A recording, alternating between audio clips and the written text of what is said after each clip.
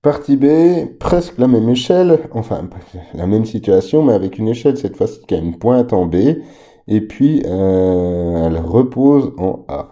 Donc j'ai déjà mes actions qui sont décidées. Sur mes réactions, si elle repose ici, ça veut dire qu'elle peut glisser. Si elle peut glisser, c'est que c'est donc un appui coulissant. Donc j'aurai RA qui sera perpendiculaire au plan, ça marche.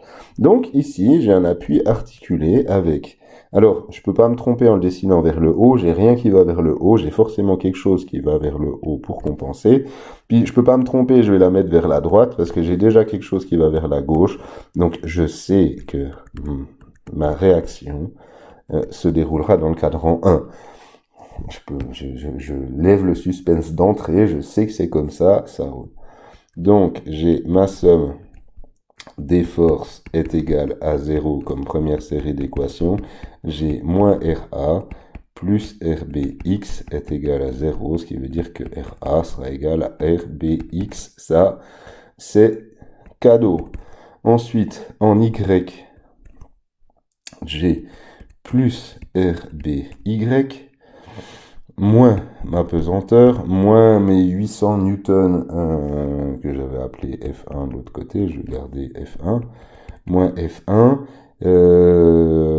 j'ai rien d'autre, est égal à 0. Puis ensuite, forcément, je pourrais déjà obtenir ma valeur de RBY. Bon, je vais le faire, c'est déjà ça de gagner. RBY, c'est P plus F1. Donc c'est 800 plus 200, ce qui fait 1000 newtons. J'ai déjà bien avancé. Il manque ici, mais j'ai aucune information là-dessus. Donc il faut forcément que je trouve une troisième équation qui passera par ma somme des moments de force. Alors, on va directement poser ça au point B parce que j'ai deux forces au point B, donc j'ai deux forces qui vont s'annuler. Je vais utiliser la même technique concernant les distances que j'ai faite donc à l'autre exercice. À la partie A, j'aurai ici au sol ma distance L1, ma distance L2 et ma distance L3. D'accord.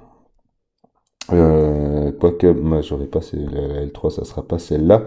La distance L3, faudra pas se planter parce que ça sera justement celle-ci ici. Et puis, ça sera le côté adjacent, donc ça sera le cos. Il faudra pas se planter. D'accord? Ok, ce qui fait que maintenant, j'ai toujours celui-là qui est horaire qui sera moins, celui-là qui est horaire qui sera moins, puis celui-là qui est anti-horaire qui sera positif. Donc, je vais commencer directement avec pompe positif plus RA fois cette distance de 2 mètres fois le cosinus de 20 degrés qui représente ça, effectivement, pute, c'est mon L3. D'accord? Et puis,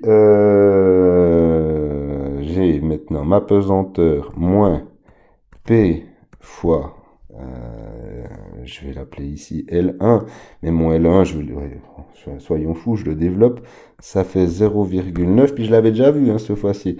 Donc c'est le sinus de 20 degrés. Ça, c'est mon L1 ici. Affichage, dessin. Ça, c'est mon L1.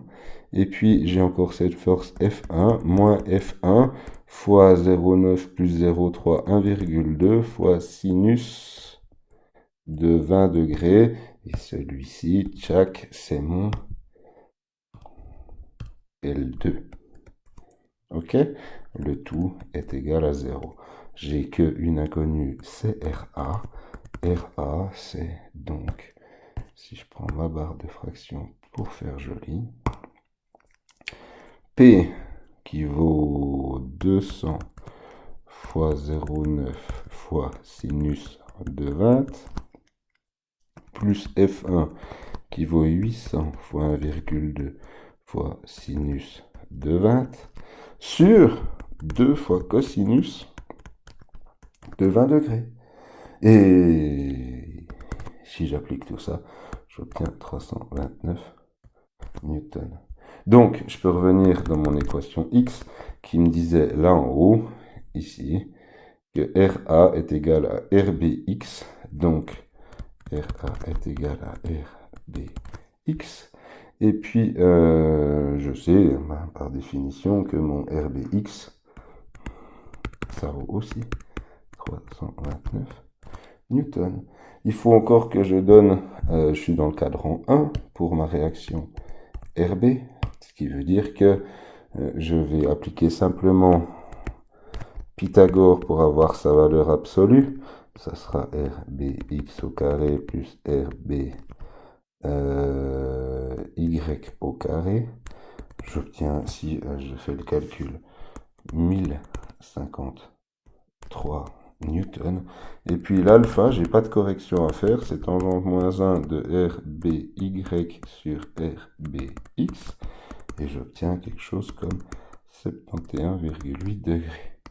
Ça me permet de rendre mon vecteur RB parfaitement sous sa forme polaire de 1053 newtons sur 71,8 degrés. Voilà donc pour cet exercice. Ah, j'aurais dû encore, excusez-moi, rendre aussi RA, ma résultante de A, qui valait 329 newtons. Et puis à l'horizontale de l'autre côté, donc ça fait 180 degrés. Voilà pour cet exercice.